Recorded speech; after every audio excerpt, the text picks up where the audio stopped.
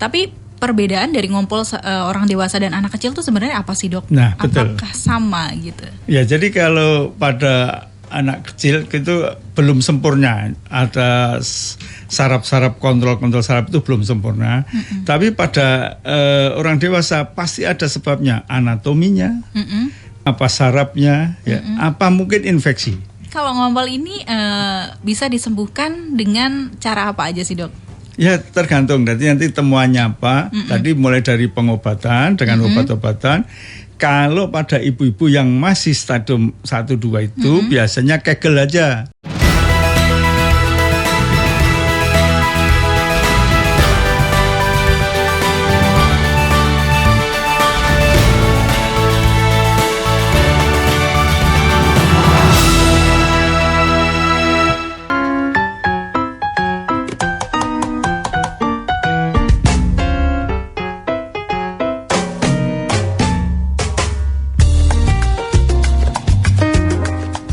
Assalamualaikum warahmatullahi wabarakatuh.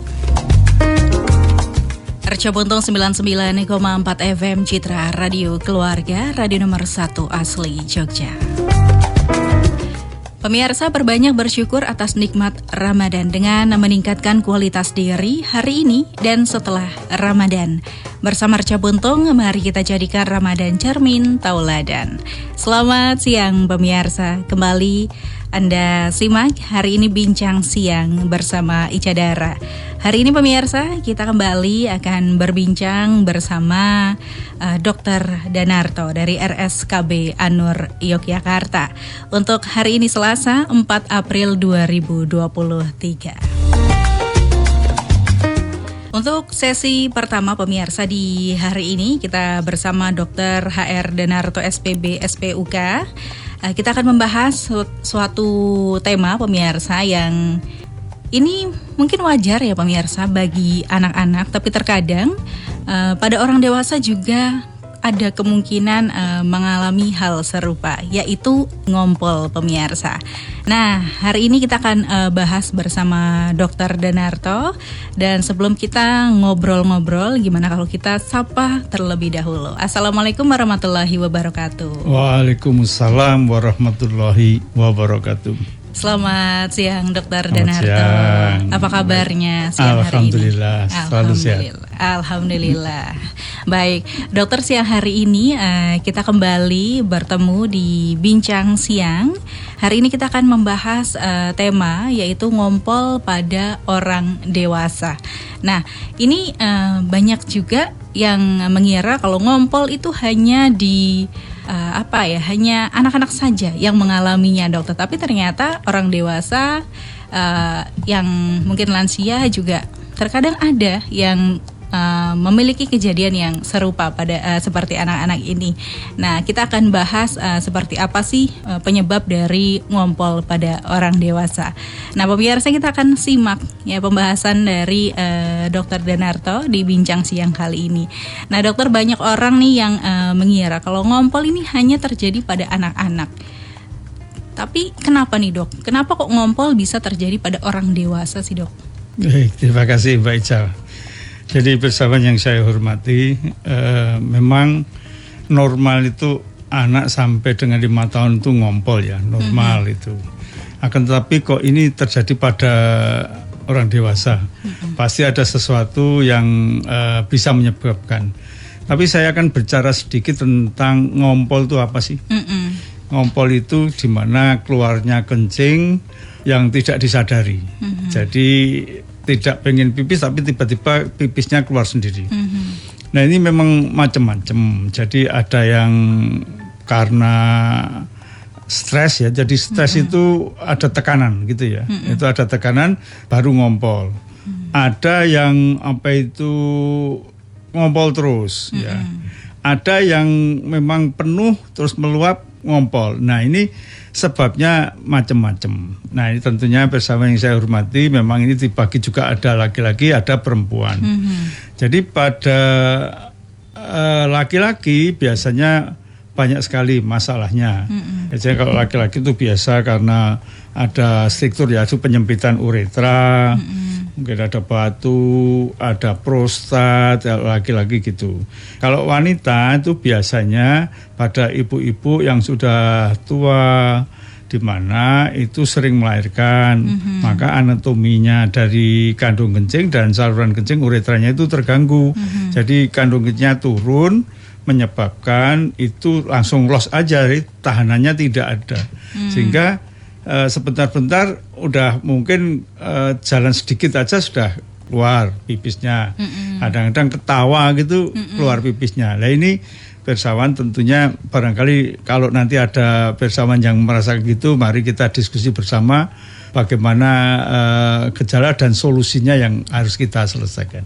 Begitu Mbak Ica. Baik, jadi ternyata ngompol pada orang dewasa ini banyak sebabnya ya dok. Betul. Ya. Tadi ada stres, terus ngompol terus menerus. Tapi kalau stres nih dok, kenapa kok bisa stres ini menjadi pemicu ngompol ini dok? Ya jadi memang itu kontrolnya ya. Kan sebetulnya kenapa ngompol? Ngompol itu karena otot-otot kandung kencingnya aktif gitu ya. Kemudian klepnya itu tidak kuat sehingga dia akan keluar terus drojos gitu loh ya. Jadi kalau ada juga yang itu memang sudah kendor ya karena udah usia ototnya, maka ngumpul banyak, urinnya ngumpul banyak gitu sehingga meluap keluar gitu. Nah ini yang seringkali dikeluhkan pasien. Tentunya ada solusinya, pemirsa. Kalau nanti barangkali ada yang merasa keluhan gitu, barangkali nanti kita selesaikan ya Mbak Ica ya. Boleh. Gitu, ya. Nanti kalau ada pemirsa yang punya keluhan ya terkait kok ngompol terus ya, padahal usianya sudah dewasa gitu. Nanti boleh ditanyakan pemirsa. Nah kemudian untuk ngompol ini tadi kan ada wanita dan pria itu sama-sama dia bisa terjadi ngompol ini. Nah tapi yang paling sering nih dok, yang dialami itu pria atau wanita sih dok? Ya jadi sebetulnya yang sering datang ke kami itu memang kebanyakan wanita Bu. Jadi wanita karena biasanya awalnya dari sering kencing dulu, lama-lama ngompol. Itu banyak yang dikeluhkan kayak gitu itu. Nah tentunya nanti kita cari, masalahnya kita cari. Ada beberapa alat yang untuk deteksi, ada yang namanya urometri, ada urodinamik, nanti kita deteksi. Maka sarafnya, ototnya, apa klepnya yang masalah, nanti ada masing-masing ada terapinya. Gitu. Baik melalui obat maupun rekonstruksi, dibetulin. Gitu. Ya. Kalau rekonstruksi yang dibetulin itu apakah itu pakai tindakan dok? Ya, ada yang tindakan, ada yang kalau wanita misalnya wanita pada prolap ya, prolap turun gitu, rahimnya, cuma dipasang cincin ada, dimasukkan dipasang cincin gitu aja selesai, cepat sekali. Nanti kandung kencingnya sudah terrekonstruksi naik gitu, nggak empol lagi. Oh gitu. Tapi cincinnya itu ringnya itu akan dipasang seumur hidup. Iya. Betul. Gitu. Jadi supaya tidak ngompol-ngompol lagi gitu ya dok ya. Betul. Oke.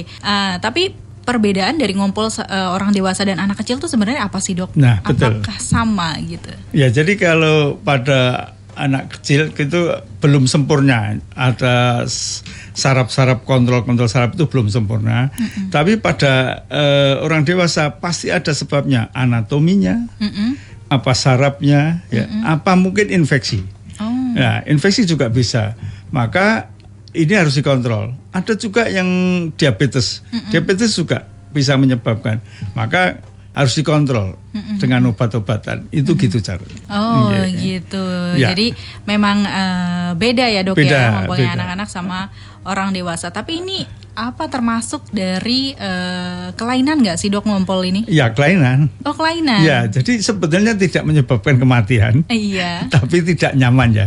Sosialnya juga tidak nyaman kan. Kok baunya nggak enak gitu kan. Kemudian ada gangguan seksual juga. Ya pasti dong. Gangguan seksualnya tuh kayak gimana? Nah karena dia ngompol-ngompol terus kan, kadang-kadang juga penuh gitu kandung kencingnya sehingga akan terganggu. Dia berhubungan seksual akan terganggu. Oh. Itu biasanya gitu. Oh, gitu. Nanti kan barangkali ada yang terganggu, nanti boleh tanya silakan. Boleh. Iya. Ini menarik nih dok yang terkait dengan hubungan seksualnya bisa terganggu.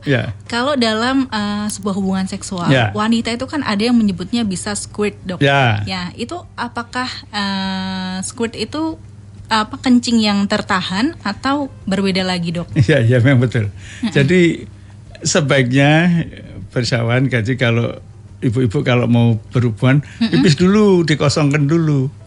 Dikosongkan dulu lah. Pada inkontinens tadi, pada ngompol itu, ngompol yang overflow itu masih penuh terus, itu akan terganggu. Iya, termasuk daya rangsangannya akan turun. Karena nahan toh. Itu. Oh, jadi dia konsentrasinya pecah ya dok ya. Betul. Gitu, baik. Nah, ternyata bisa ada hubungannya dengan seksual ini. Betul. Nah, kalau penyakit nih dok, apakah ada suatu penyakit yang dia menjadi penyebab dari ngompol ini dok? Banyak Mbak, banyak. Jadi apa itu dok? Yang sering kali adalah diabetes ya. Diabetes itu akan terjadi gitu karena ya saraf-saraf akan terganggu dan kendor. Nah, kemudian penyakit-penyakit infeksi yang sering kali kita jumpai awalnya mungkin cuma sering kencing. Awalnya sering kencing.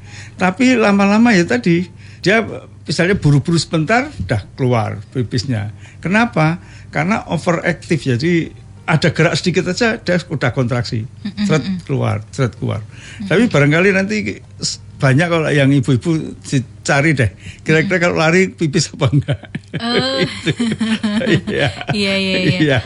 Kalau misalnya lari pipis atau enggak, ini kalau yang ngompol pada anak-anak kecil kan kita tahu dia ngompol langsung banyak gitu karena nggak bisa nahan kan dok ya. Nah kalau orang dewasa kadang kalau ada yang BAK atau buang air kencing terus udah selesai tapi pas berdiri ternyata masih ada yang rembes. Itu dibilang ngompol bisa dok? Ngompol. Jadi kalau enggak, jadi keluarnya pipis tanpa kontrol itu namanya ngompol. Nggak dikendaki kok keluar, itu ngompol. Itu sebetulnya gitu. Nah itu biasanya kayak gitu tuh ada yang tidak tuntas sih prostat. Itu pipisnya nggak tuntas kan. Nah itu berarti dia baru baring gitu, kadang-kadang masih ngantuk keluar sendiri gitu. Itu ngompol gitu. Termasuk orang yang tidur gitu. Iya betul. Tidur tiba-tiba kok ngompol. Iya. Itu juga. Betul. Itu kalau diteliti itu orang-orang yang gangguan jiwa ya. Itu dengan obat-obat itu menyebabkan gangguan dari kandung kencing, itu ngompol juga dia. Makanya baunya kadang-kadang pesin tuh. Itu ngompol itu dia. Gitu. Betul. Tapi kan kalau orang gila atau ODGJ ini kan mereka tidak punya pemikiran yang normal kayak manusia pada umumnya kan dok? Ya betul. Jadi dia nggak bisa mengontrol hal serupa kayak gitu. Ya, tapi kalau nggak ada kelainan ya ngontrol biasa. Dia pipis-pipis biasa. Iya. Gitu. Iya. Jadi memang ada perbedaan gitu ya dok betul. Oke, tapi kalau ngompol ini bisa disembuhkan dengan cara apa aja sih dok? Ya tergantung, nanti temuannya apa. Tadi mulai dari pengobatan dengan obat-obatan.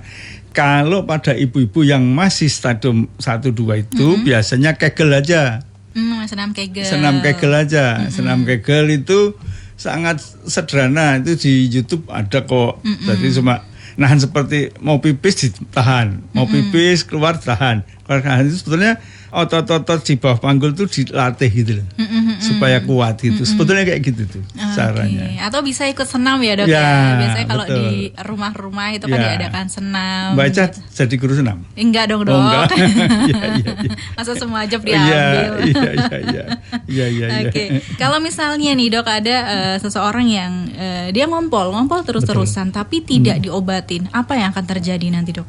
Nah, lama-lama itu karena urin itu kalau berada di celana kemudian kena sekitar lubang saluran kencing itu kan jadi seperti istilah Jawanya tuh berengan gitu, luka gitu loh.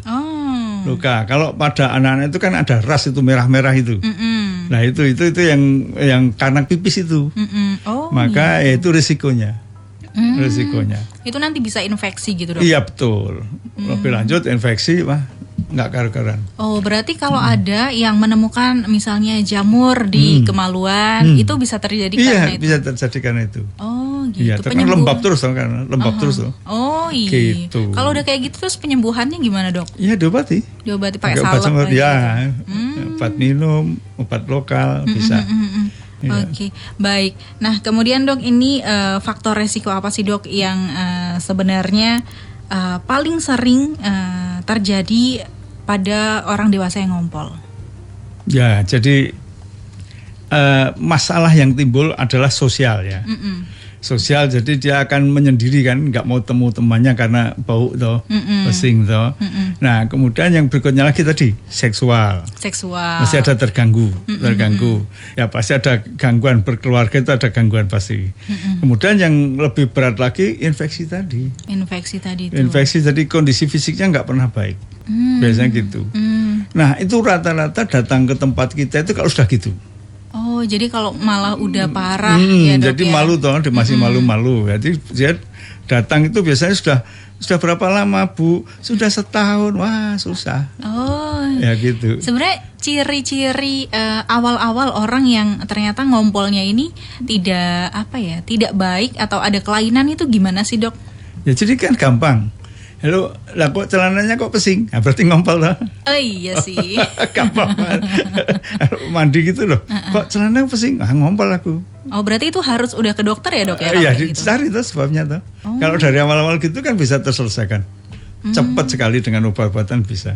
Begitu. Oh gitu. Jadi awal kita tahu ciri-ciri bagaimana terjadi ngompol pada orang dewasa kayak gitu ya, Dok ya. Betul. Sebenarnya itu hal yang mudah bisa kita ketahui ya, Dok ya. Mudah diketahui dan mudah diterapi. Gitu. Banyak nggak sih, Dok, ada pasien yang datang ke RSKB Anur kemudian mereka masih menganggap kalau ngompol pada orang dewasa itu adalah hal yang tabu? Ya itu ada yang biasanya yang sepuh-sepuh ya gitu, dia beranggapan bahwa ini penyakit tua. Padahal enggak, bisa diatasi. Jadi datang aja karena orang tua, Dok, saya gini-gini. Loh, Ibu terganggu enggak? Ya terganggu sih, lah baru diobatin. Kalau tidak terganggu kenapa diobatin? Begitu. Ini juga ya banyak yang bilang kalau ngompol itu ya karena udah lansia, udah tua. Ya itu menganggap gitu itu. Padahal bisa diatasi. Bisa diatasi. Tapi ada nggak sih, Dok, yang datang usianya tuh masih sekitar 25, 30, 35 gitu, Dok? Ada. Saya belum lama ini pramugari. Kasian banget. 24 tahun itu. Dia sudah kemana-mana. Padahal setelah saya lakukan urus dinamik simple banget ya, dia ini overactive, jadi inkompeten, jadi antara kontraksinya kandung kencing sama bukanya sphincter itu ada gangguan. Itu diterapi bisa. Begitu diterapi, saya sudah minum obat macam-macam nggak bisa selesai. Nggak usah, nanti kita terapi. Ya sebentar baik. Sembuh. Itu penyebabnya apa, Dok, bisa kayak gitu tuh? Ya banyak sekali. Dia memang anak yang terakhir, dia suka stres, dia nggak pede, gitu. Nah itu biasanya mengganggu. Oh gitu. Jadi itu ya, Dok ya, stres bisa menyebabkan ngompol itu tadi. Betul. Nah ini kan ada beberapa orang yang kandung kencingnya itu ukurannya kecil, Dok. Betul, itu ada. Itu gimana cara mengatasinya, Dok? Nah jadi gini, kalau nanti volume, jadi gini seperti yang pernah saya ceritakan. Jadi sebetulnya kencing itu akan terasa 200 cc. Ya, 200 cc itu dari kandung kencing ada berita ke otak. Nah, ke otak mengatakan bahwa sudah ada kencing di kandung kencing. Nah, tapi otak kan bisa tahan dulu gitu kan. Kadang-kadang kita kan diempet gitu ya, tahan dulu. Nah, itu nahan itu bisa sampai 400. Jadi 400. Jadi kalau misalnya beratnya 50 kilo, 4 jam sudah 200 kan. Berarti masih bisa 4 jam lagi, masih nahan. Masih bisa sampai 500. Tapi kalau pipi sakit nanti. Nah, pernah kan? Pernah kayak anyang-anyangan gitu. Gitu. Nah, gitu.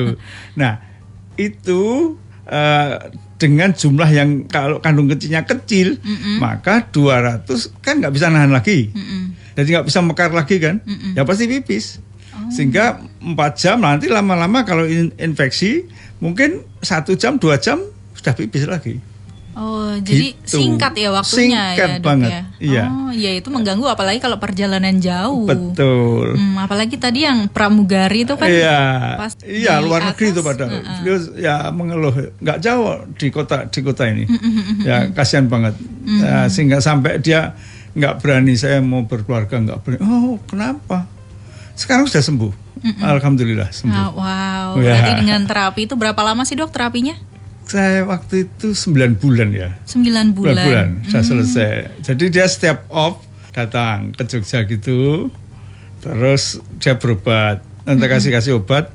Mau berapa lama ini? Sebulannya sedok lah, saya akan pergi ya gitu, biasanya gitu. Gitu. Cara terapinya. Oh gitu. Itu step by step dari terapi itu kayak gimana aja sih dok? Ya nanti kan kita ada deteksinya, sudah sejauh mana, sejauh mana dia bisa nahan, sejauh mana itu ada alat untuk deteksinya Mbak Ica. Jadi gitu. Oh ini gradasinya sampai sekian bisa. Gitu. Betul. Nah ini tadi kan yang kalau pramugari karena keterbatasan waktu dia harus pergi-pergi. Kalau misalnya bukan pramugari nih dok, stay di Jogja, dia bisa melakukan terapi dengan jarak yang singkat. Itu paling lama menghabiskan waktu berapa lama sih dok? Ya jadi yang paling singkat ada yang 3 bulan. 3 bulan sudah selesai. Ya dia saya kasih obat 1 bulan biasanya. Nanti kita monitor. Dia sudah bentuk kandung kencingnya kayak apa, kan bisa kita USG kita lihat. Kemudian kita urut dinamik, oh udah mulai ada kontraksi, ada kekuatan.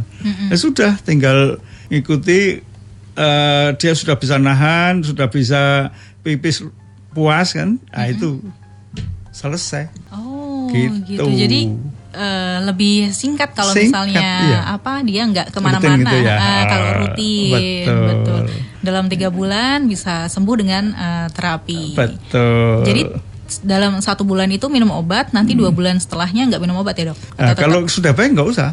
Oh, tapi tetap terapinya tetap jalan. Iya kita ikuti, nanti kita ikuti. Ya. Paling cepat terapi di RSKB Anur tuh berapa bulan dok? Sebulan ada. Sebulan ada? Ada sebulan. Itu yang datang masih belum terlalu parah ya dok? Belum lama ini umurnya berapa ya? 24 juga ya. Itu belum lama ini, 1 bulan sudah bagus. Sudah bagus, sudah bisa nahan banyak, malam nggak terbangun. Ya sudah. Kan gitu. Sudah berhenti, nggak usah diapa-apakan, selesai. Oh gitu. Jadi ternyata ngompol ini nggak hanya untuk usia lanjut usia. Tidak harus. Ternyata di usia 20-an, 30-an banyak ya dok ya. Iya. Oke. Nah ini kalau makanan dan minuman. Nah betul. Ini yang berpengaruh sama ngompol tuh apa sih dok? Betul itu. Jadi kalau pada penderita gitu, nanti kita larang jangan minum alkohol, jangan kopi, teh ya encer aja, biasanya gitu. Itu karena itu akan memproduksi pipis banyak. Nah, produksi pipis banyak, akibatnya ya kayak gini, terus nggak bisa nahan atau nggak bisa nahan lagi kayak gitu. Gitu. Iya, kopi itu juga bikin kebelet. Pipis terus ada gitu. Itu kelihatan minum kopi biasanya. Oh iya. Iya. Iya. Oh berarti ini ya dok, kalau kopi yang nggak terlalu kental kan biasanya ada tuh suka yang wah kental banget nih gitu. Berarti itu juga memicu banget ya dok ya. Betul, kafein itu memicu. Kafein memicu. Yeah. Kalau makanan nih dok. Ya.